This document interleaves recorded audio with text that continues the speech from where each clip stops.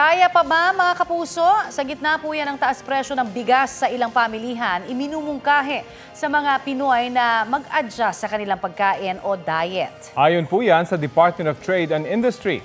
Paliwanag ni DTI Secretary Alfredo Pascual, tradisyonal ang diet ng mga Pinoy at pwede naman ding humanap ng pamalit sa kanin. Base po sa isinagawang pag-aaral noon sa University of the Philippines, gumamit daw sila ng rice-corn mix bilang alternatibo sa kanin. Pwede rin daw na alternatibo ang kamote at puting mais. Giit ni Pascual, hindi naman ito pagsusulong sa pagkakaroon ng alternatibo sa kanin. Sa ngayon, base po sa monitoring ng Department of Agriculture, hanggang 52 pesos ang kada kilo ng well-milled rice sa ilang pamilihan sa Metro Manila. Hanggang 50 pesos naman ang kada kilo ng regular milled na bigas. Mas magastos kung aaraw-arawin po ang pagkain ng mais at kamote kapalit ng bigas.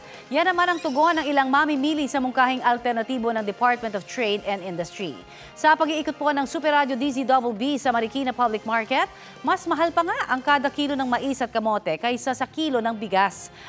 Ang kamote, 60 pesos ang bentahan. 65 pesos naman para sa mais. Samantalang ang bigas nasa 50 pesos ang kada kilo. Hirit naman po ng ilang mamimili, magtulungan ang DTI at Department of Agriculture para matugunan ang mataas na presyo ng bigas. Dapat daw ay magpagtuunan ng pansin ang produksyon nito para may sapat na supply.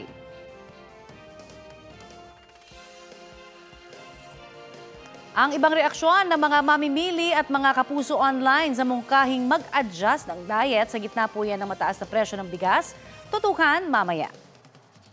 Inilibing na kahapon si Jemboy Baltazar, ang 17 anyos na napagkamalang suspect ng ilang pulis na votas. Hiling pa rin ng kanyang pamilya at mga kakilalang hustisya. Sa sermon ni Caloocan Bishop Pablo Virgilio David sa misa para kay Jemboy, sinabihan niya ang mga pulis na hindi sila ang batas.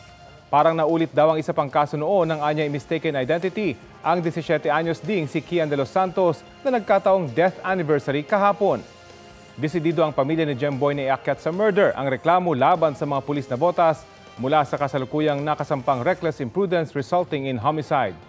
Ayon kay Northern Police District Director Police Brigadier General Rizalio Gapas, si Police Colonel Santos sumingwa na ang bagong officer in charge ng Navotas Police. Itinanggi naman ang tinanggal na Navotas Police Chief na si Colonel Alan Umipig na may cover-up sa kaso ni Jemboy Baltazar. Ayon kay Umipig, siya mismo ang nagsampa ng reklamo laban sa mga operatibang sangkot sa pagkamatay ni Jemboy. Gayunpaman, nirerespeto ni Umipig ang desisyon ng NCRPO na alisin siya sa pwesto. Dumalo rin si Umipig sa libing ni Jemboy kahapon.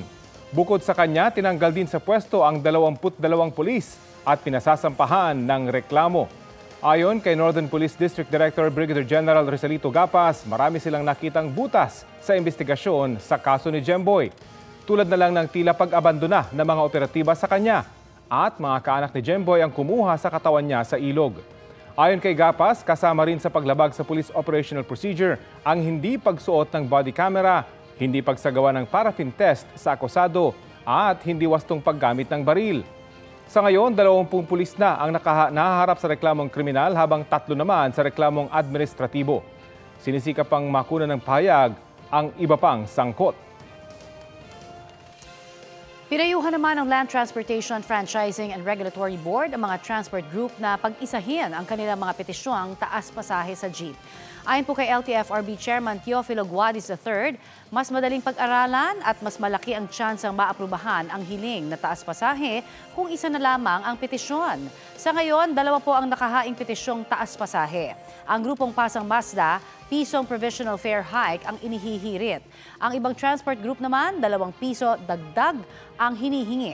Bago magdesisyon ang LTFRB tungkol dyan, konsultahin daw muna nila ang NEDA at consumer sector. Paalala mga kapuso, tumawid lang sa tamang tawiran para iwas disgrasya. Sa ilang bahagi ng EDSA, nahuli kamang ilang pedestrian na nakikipagpatintero sa mga sasakyan para makatawid sa bus carousel. Balita hatid ni Jamie Santos. Kuha ito ng CCTV ng MMDA sa gawing EDSA Guadalupe. Ang pedestrian na ito, sige lang sa pagtawid. Kahit wala naman sa tamang tawiran, tumigil siya saglit sa gitna. Naghihintay ng tamang tiyempo para hindi masagasaan. Saka sumampa sa concrete barriers papunta sa EDSA carousel. Ito pang isang pedestrian sa Ortigas naman. Mabilis na naglalakad patawid ng EDSA papunta sa carousel. Ipinost ng MMDA ang video sa kanilang Facebook page, sabay paalala sa publiko na huwag makipagpatintero sa mga sasakyan. May araw pa sa mga kuha ng MMDA. Pero kahit sa gabi, meron pa ring mga tumatawid mula sa carousel papunta sa sidewalk gaya sa kuhang ito malapit sa intersection ng EDSA at Quezon Avenue. Sa aming pag-iikot, nakita naming may itinatayong footbridge malapit sa Quezon Avenue EDSA Carousel Station. May nakunan din kaming mga commuter na tumatawid sa EDSA. Tinanong namin ng ilan sa kanila kung bakit ayaw nilang mag-footbridge. At taas kasi dyan, nakakapagod. So, ito, fastest way, pero kahit medyo delikado, yun yung fastest way, at least makakarating kami agad doon. Minsan nakakalimutan yung pedestrian tsaka mas mabilis pag dito sa ilalim. Ang mga mahuhuling mag-jaywalk bukod sa masisita, may karampatang parusa. Bawat lungsod, may kanya-kanyang ordinansa kaugnay sa jaywalking o pagtawid sa maling tawiran.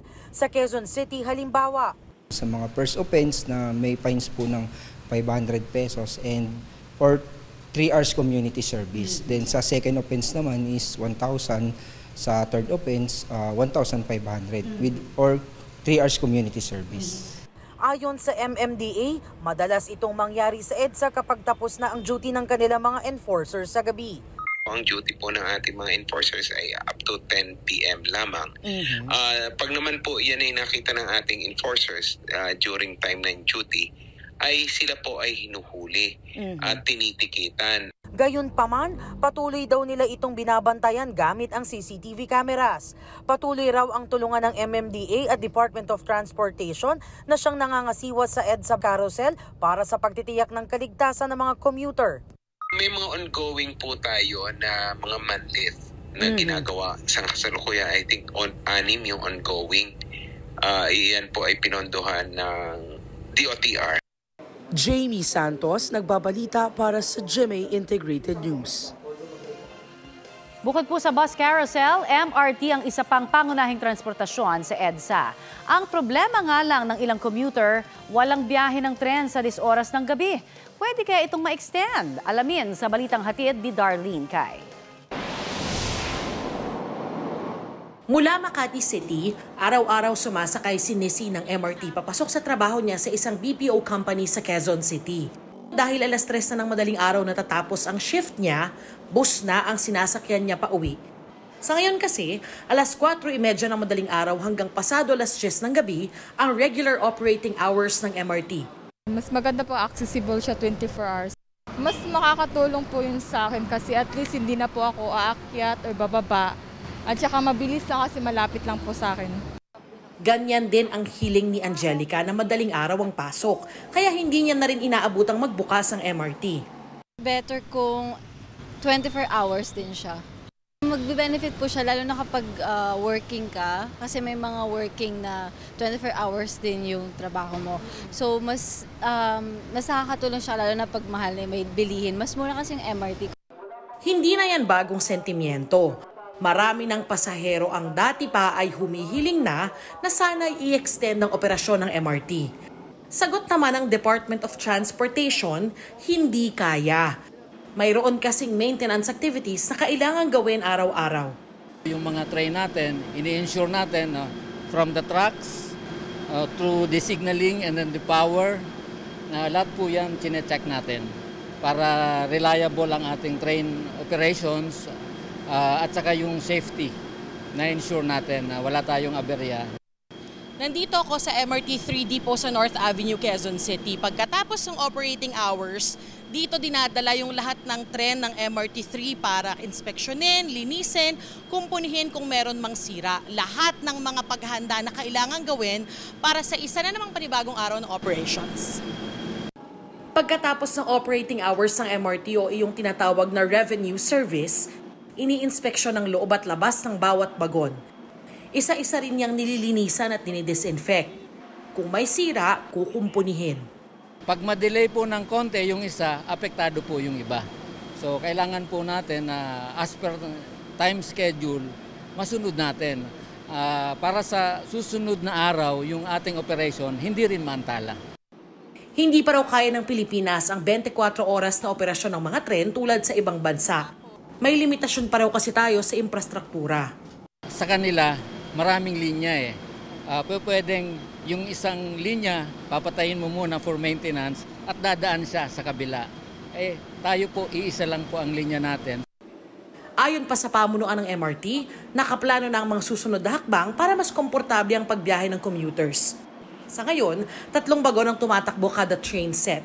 Layon daw pahabain ng tren sa pamamagitan ng pagdadagdag ng ika-4 na bagon para mas marami ang makasakay. Darlene Kai, nagbabalita para sa GMA Integrated News.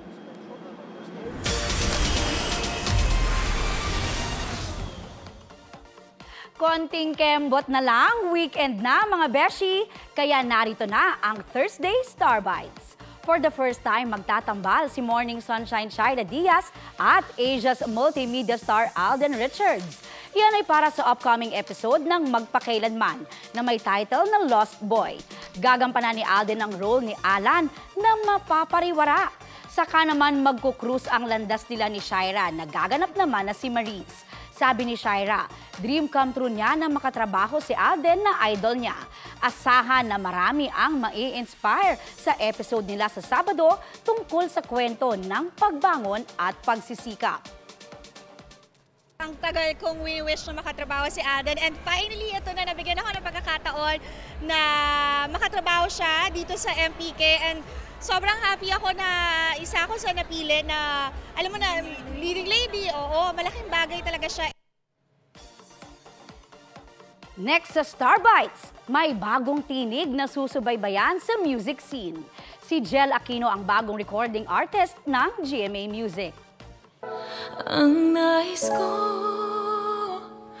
tunay na pag-ibig mo. Ang nais ko, ako lang ibigin mo. Yan ang music ni Jel Aquino para sa bagong release niyang single na Ang Nais Ko. Overwhelmed din siya na maging bahagi at ma-discover ng GMA Music. Dati siyang lounge singer at siya mismo ang nagsusulat ng kanta. Gusto niya rin makakolab si Julian San Jose. Ikinuwento pa sa akin ni Jel kung ano ang inspirasyon niya sa pagsulat ng kantang Ang Nais Ko. Kasi po, may mga partner tayo na hindi talaga sila marunong makinig. Lack of communication, understanding, wala silang care sa nararamdaman natin, sa feelings natin. So itong song na to, ang mensahe po talaga nito is para sa mga lalaki na ito yung gusto ko. Ito yung gusto ko sa isang relasyon. Samantala, may bagong single ang alternative band na Wicker Moss. I-release nila sa August 25 ang single na Babalik, na para daw sa mga broken-hearted. Ito rin ang comeback ng Wicker Moss sa Alt G Records na sub-label ng GMA Music. Shinare nila sa akin kung sino nga ang gusto nilang makakolab. Siguro kung sa foreign, gusto namin si Easy Mill. Oh! Yes. Kumbaga magkaroon ba? Yeah. Kung sa local, Julian San Jose. Same with Jel. Silang dalawa.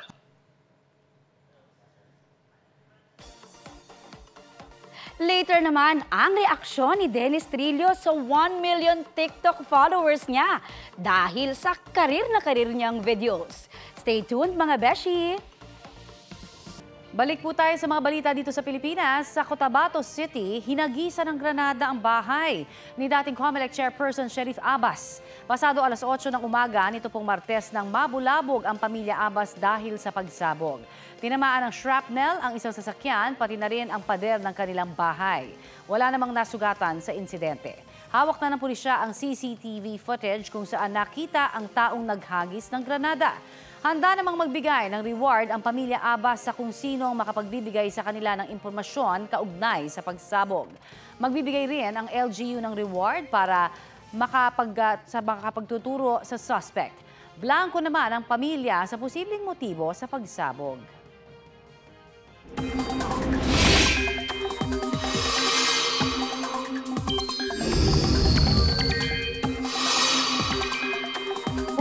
po tayo ng weather update mula kay Katrina Soan ng GMA Integrated News Weather Center. Katrina? Salamat, Connie. Mga kapuso, muling inulan ngayong umaga ang Metro Manila. Thunderstorm iyan ayon sa Pag-asa na damay rin ang ilang karatig probinsya. At sa mga susunod na oras, posible pa rin ang pag-uulan base sa rainfall forecast ng Metro Weather. Uulanin din ang iba pang bahagi ng bansa.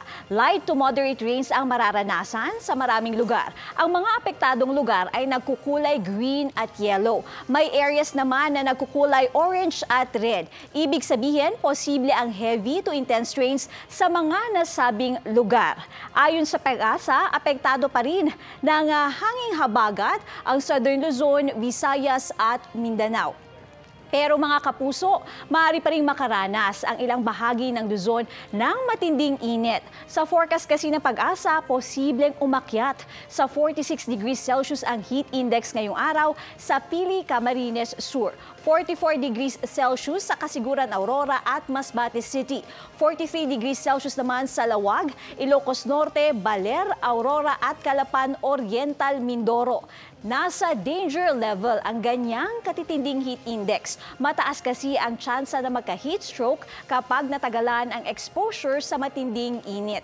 Dito sa Metro Manila, posibleng umabot sa 40 degrees Celsius ang heat index ngayong araw. Ang ganyang katinding heat index naman may tuturing na nasa extreme caution level. Posibleng tamaan ang ilan ng heat cramps o kaya heat exhaustion. Kaya ingat tayo mga kapuso. Dahil sa pag-uulang dulot ng habagat, ilang lugar sa Makilala, Cotabato ang binaha. Nagsiapaw kasi ang ilang mga ilog. Ilang kalsada tuloy ang hirap madaanan ng mga motorista. Patuloy namang pinag-iingat ng mga otoridad ang mga apektadong residente. Kasalukuyang binabantayan ang sitwasyon lalo kung tataas pa ang baha. Tag-ulan na nga, pero pansin ng ilang consumer na mataas pa rin ang kanilang konsumo sa kuryente. Asahan na raw yan dahil sa mainit na panahon dulot ng El Nino. Narito ang aking report. Kapag tag-init gaya tuwing Abril at Mayo, nasa 1,600 pesos ang electricity bill ni Josefina Silot. Bumababa raw ito sa 1,200 pagpasok ng tag-ulan. Ngunit, tila nagbago raw ito ngayong taon. Kahit tagulan na, nasa 1,600 pesos pa rin ang buwanang bill niya sa kuryente. Sobrang init sa gabi, magmainit na, mainit bukas pa yung ventilador. Ramdam din ang init ng panahon sa kainan na ito sa Quezon City. Malaking bagay daw na mahangin kaya kahit paano'y naiibsan ang init. Diskarte nila para mapababa ang electric bill. Pag wala pong customer, pinapatay po namin lahat. Kasi open naman po siya. Pag ganito pong tanghali, nakapatay po yung ilaw at electric fan. Ang tawag namin yan, seasonality of consumption. From March to June, expect mo na tataas talaga yung konsumo mo because these are the summer months. July hanggang the bear months, hanggang tumawid yan sa January at February, medyo malamig pa ang panahon. Yan yung mababa ang konsumo ng bat. Since El Nino tayo, ibig sabihin, mas mainit yung panahon, no? It may not approximate the heat in the summer months, but it is still warm. At dahil mainit ang panahon kahit tagulan, aasahang mataas pa rin ang konsumo ng kuryente. Para raw makasiguro na kahit papaano ay makakatipid tayo sa ating konsumo sa kuryente, lalo na ngayon na mainit pa rin ang panahon, unang-una raw na kailangan gawin ay i-check ang ating mga appliances at siguraduhin na lahat ito ay in good working condition. Malaki rin daw ang may tutulong sa pagbawas ng konsumo ng kuryente kung hindi pupunuin ang refrigerator at iwasan ang laging pagbukas at pagsara. Huwag araw-araw mamalansya. Patayin ang mga appliance na hindi ginagamit.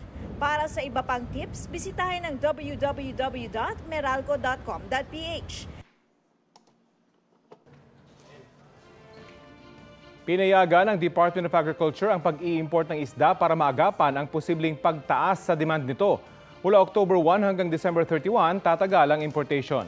Nag-issue na rin ang kagawaran ng Certificate of Necessity to Import para sa mga isda tulad ng galunggong, matambaka, mackerel, bonito at moonfish. Para naman hindi maapektuhan ng mga lokal na mga isda, 35,000 metrikong toneladang isda lang ang papayagang i-import sa halip na unang mungkahin na hanggang 45,000. Bukod sa mataas na demand, may taunang closed fishing season din sa ilang lugar. Samantala, panibagong rice importation na naman ang ikinakasa ng Department of Agriculture habang patuloy po ang pagtaas ng presyo ng bigas sa mga pamilihan. Sa gitna po ng isyong yan, nakasalang sa Balitang Hali si former Agriculture Secretary at kasalukuyang Chairman of the Board ng Federation of Free Farmers, Mr. Leonardo Montemayor. Magandang umaga po sa inyo and welcome sa Balitang Hali, sir. Maraming salamat, Connie. Magandang umaga rin sa inyo at sa ating mga taga-subaybay. Sabi po ni Agriculture Secretary at Pangulong Bongbong Marcos kahapon, rice supply is sufficient. Ano ho ba talaga ang nakikita ho natin ngayon na estado nito? Sa ngayon naman, Connie, sapat yung bigas natin. Kaya lang medyo nakakalito rin yung ibang mga pronouncements mula po sa ating pamahalaan. Kasi sa isang banda nga, sapat pa naman yung ating supply ng bigas. Ngunit, sa kabilang banda naman, sinasabi paragi ng mga opisyalis ng DA na kailangan umangkat. Diba? Nananagan pa sila sa private sector na madagdagan sana yung kanilang imported rice. So, nakaka-confuse po na sa publiko. Okay. Sinasabi rin ng ilang mga rice traders na hindi na raw kailangan pa na mangamba yung mga publiko, no? Dahil hindi naman daw aabot sa 60 pesos per kilo sa mga susunod na araw dahil ito ho ay anihan season na paparating na, ganyan. Ano ho ang nakikita ho natin? Sana po yun ang mangyari, Connie, kasi sa aming pong pagsusubaybay sa presyo, nung nakaraang linggo, sa buong Pilipinas po, naglalaro po sa from 45 to 50 pesos po ang presyo po ng bigas sa merkado.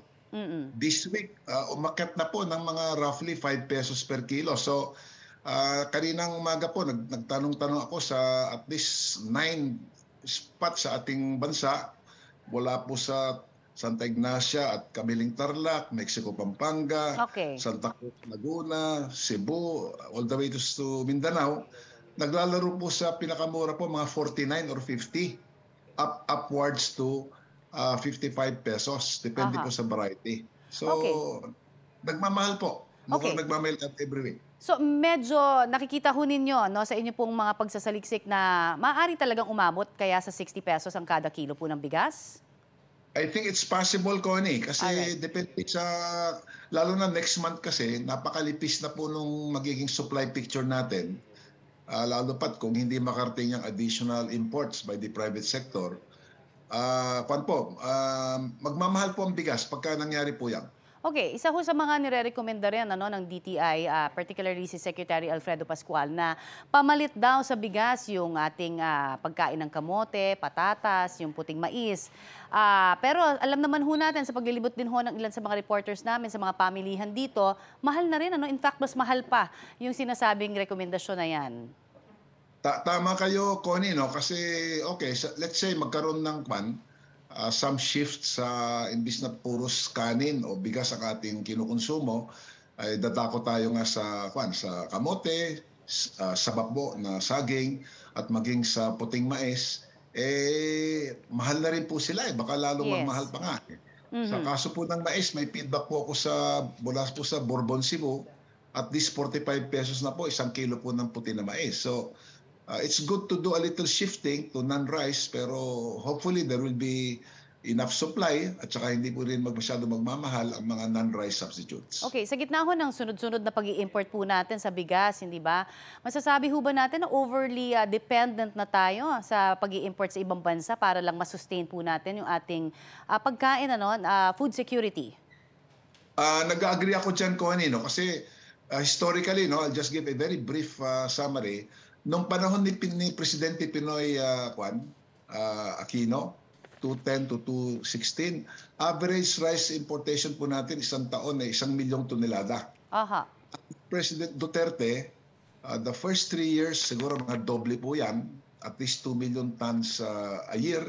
Sa last half of the Duterte administration, average po ng more than 3 million tons a year. Under the case of President Bongbong, last year po, umangkat po tayo 3.8 million tons. So, palaki po yung ating inaangkat na bigas. Okay, ano ho ang nakikita ninyo kayang immediate at saka long-term solution na maaaring masuggest ninyo, no, sa ating Pangulong Bongbong Marcos na siya ring secretary ng DA? Well, number one, pagpatuloy po nila yung kanilang panawagan sa ating mga importers na mag-angkat po ng karagdagang bigas po natin para maibsan po natin ang lean months after September. Pangalawa po ay, yung nga po, to the extent possible, encourage po natin ang ating consuming public, magtipid po sa paggamit po ng bigas at kung makakayanan, mag-shift muna sa non-rice substitutes. Yun po immediate na nakikita po namin. Long term po, medium to long term, well, we really have to review the rice tariffication law kasi under that law po, nawalan po ng kapangyarihan ng National Food Authority na umangkat pagka may emergency situation, gaya po ngayon. At saka nawalan din po sila ng kapangyarihan na mag-inspect ng mga bodega ng mga private sector para tingnan kung may mga hoarding at ibang speculative activities. Marami pong salamat sa inyo pong binigay sa aming oras, sir. Welcome, Connie, and thank you for the invitation. Thank you rin po sa inyo, Federation of Free Farmers President Leonardo Montemayor. Huli sa body cam ang raccoon in trouble na yan sa Ohio sa Amerika. Tumatakbo ito paikot-ikot na parang walang direksyon. Nang mapalapit ito sa mga pulis, nadiskubring na-stuck pala ang ulo nito sa isang garapon. Dali-dali namang pinigilan ng isang officer ang raccoon habang tinatanggal ng isa pa ang mala-helmet na suot nito. Tagumpay po nilang napalaya ang hayop bago ito kumaripas ng takbo palayo. Pinangalanan nila ito na Bandit. Sa post ng Perkins Township Police Department, ang motto daw nilang Protect and Serve applicable din pati sa mga hayop gaya ni Bandit. Pinatalsik ng mga kasamahan niya sa Kamara si Negros Oriental 3rd District Representative Arnulfo Teves Jr. 265 ang pabor na patalsikin si Teves, walang tumutol at 3 ang nag-abstain. Ayon sa House Committee on Ethics and Privileges, pinatalsik si Teves dahil sa patuloy niyang paghingi ng political asylum sa Timor-Leste at pag-awol o absence without leave sa Kamara. Pag-abandon raw yan sa tungkulin bilang mambabatas. Isa ring dahilan ng anila indecent behavior ni Teves sa social media. Pino na naman ang abogado ni Teves na si Attorney Ferdinand Topacio ang hindi umano pagpayag ng komite na lumahok si Teves sa mga pagdinig. May mga sulat din daw ang mga abogado ni Teves pero hindi rin naman pinayagang mag-present. Giit din ni Topacio na walang pinakitang indecent behavior ang kanyang kliyente sa social media. Ngayong tapos na raw ang proseso ng DOJ at Kamara, umaasa raw silang lilipat na ang laban kung saan makakakuha sila ng fairness at due process.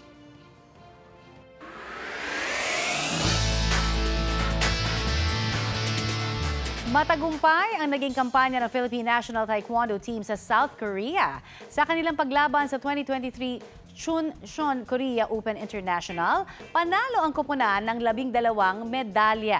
4 ang inuwi nilang gold medals, 5 naman ang silver at 3 ang bronze. Sila rin po ang nakakuha ng Best Team Freestyle sa POMSE. Ginanap po ang kompetisyon noong August 8 hanggang 14. Nag-inspeksyon ng DTI sa mga tindahan ng school supplies sa Divisoria. Kaya update na po tayo sa Ulat on the Spot ni Oscar Oida. Oscar? Yes, Connie, pinaunahan ni DTI Secretary Alfredo Pascual ang pag-iinspeksyon sa mga tindahan ng mga paninda o panindang mga school supplies dito sa Divisoria ngayong umaga. Mga mag-aalas 10 ng umaga nang isa-isay nila yung mga tindahan ng mga school supplies dito sa may MD Santos dito nga sa Divisoria. Target nila ang malaman kung nasa kalidad ba ang mga nasabing school supplies at kung naaayon ang presyo naman ito sa itinakda nilang gabay na presyo. So far, happy naman daw si Secretary Pascual. Pasado naman daw ang mga quality at di naman nalalayo ang presyo sa kanilang price guide. Yun nga lang, karamihan sa mga paninda, walang nakadikit na presyo. Kaya paano nga naman makakatiyak kung di ito binabago-bago? Kaya para makatiyak, nagpaskil ng price guide ang DTI sa mga tindahan para may mapagkukumparahan ang mga mamimili. Maaari din daw i-report sa kanila yung mga tindahan na nagbibenta ng mas mahal ng 10% sa itinakdang presyo ng DTI. Connie? Maraming salamat, Oscar Oida. Ito, partner. Naiwang sinaying ang itinuturong dahilan sa sunog sa ilalim ng Osmeña Highway sa Maynila. At ang kwento po ng isang residente, kinailangan nilang lumikas dahil unti-unti nang tumataas ang tubig sa Tripa de Galina. Natarantaraw ang kanilang kapitbahay, kaya naman naiwan ang sinaing na siyang nagdulot ng apoy. Nahirapan naman ang mga bumbero sa pag-apula ng apoy dahil hindi agad mapasok ang lugar. Inaalam pa ang kabuuang halaga ng mga nasunog na ari-arian.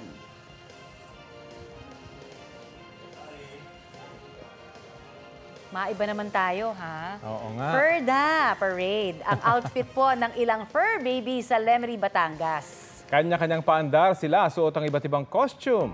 Yes, gaya po ng may naka-jersey pa, naka-sporty outfit, meron ding naka-dress. At ang winner, ang naka-pink gown. Ayan siya, narumampa. Ayon sa LGU, ang isinagawang parada ay para kay San Roque na patron ng mga aso at na may pista kahapon, August 16.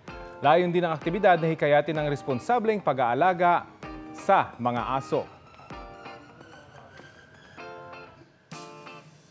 Malaking biyaya po ang nahuli ng mga mangingisda sa Lagonoy, Camarines Sur.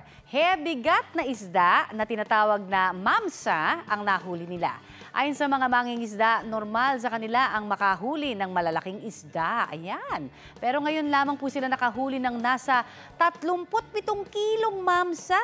Ayon po sa Bureau of Fisheries and Aquatic Resources Bicol, matatagpuan talaga sa dagat, sakop ng Bicol, ang malalaking isda. Paalala naman nila, alagaan ho ang karagatan para mapreserba ang mga yamang dagat. Ang saya naman na makahuli niyan, pang barangay. Correct. Pero ano kaya, may bibili ba niya ng buo o pipira-pirasuhin? Ay, palagay ko, ipaghahati-hati yan sa barangay. Oo.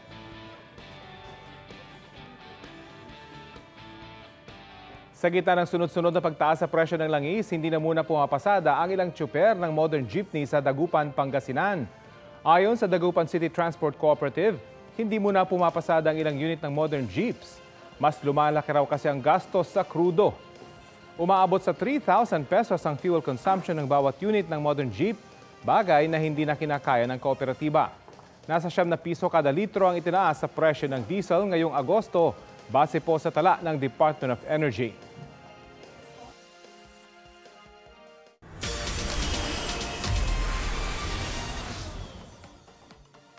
K-League update mula sa isa sa mga OG Korean idol.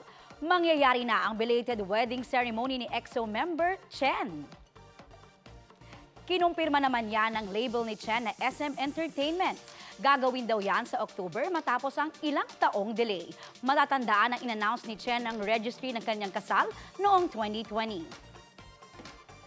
Kapuso drama king na nga, certified TikTok star pa si Dennis Trillo na may 1 million TikTok followers na. Maki-Throwback Thursday tayo sa trending videos ni Dennis sa Star Bites na to. Damayan ninyo ako! Dinggin nyo kaming sambayanan! Dinggin nyo kami ng mga ninakawan ng kapangyarihan. From Kapuso Drama King, ba't malungkot ang beshi ko? Kasi malungkot ang lola mo. to certified TikTok star. Gina G si Dennis Trillo sa nauusong craze online. Gaya ng mga beshi ko kung saan nag-cartwheel at split siya. Gumiling sa 150 peso dance challenge. Nag-human drone sa Love Before Sunrise sa set. At ang pinakabago, ang paghataw niya sa price tag challenge alang Marian Rivera. Pero failed nga lang sa Gento Dance Challenge with Mrs. Jeneline Mercado at Baby Dylan. Lahat ng entry na yan ni Dennis pinusuan ng netizens at may millions of views na. Kwento ni Dennis sa akin, random lang ang paggawa niya ng content. Kung ano yung tingin ko yung nakakatawa, madalas ginagaya ko lang yung mga, tinitingnan ko yung mga post ng mga bata, kung ano ba yung mga uso ngayon. So, natry ko lang gayahin pero nagdadagdag ako ng mga parang ibang version ko. Unexpected din daw na magugustuhan ng followers ang content niya. At ngayon, may 1 million TikTok followers na siya. Kaya salamat sa lahat ng mga followers at nagtsatsaga na manood ng mga videos na yun. Masaya. It's an experience. Oh, more to come. At ito ang Balitang Hali, Connie Season po. Bahagi kami ng mas malaking misyon. Para sa mas malawak na paglilingkod sa bayan. Ako si Rafi Tima mula sa GMA Integrated News. Ang News Authority ng Pilipino. Maging updated sa mga maiinit na balita, maaari pong mapanood ang Balitang Hali at iba pang award-winning newscast sa youtube.com/GMA News. I-click lamang ang subscribe button. Sa mga kapuso abroad, maaari po kaming masubaybayan sa GMA Pinoy TV at www.gmanews.tv.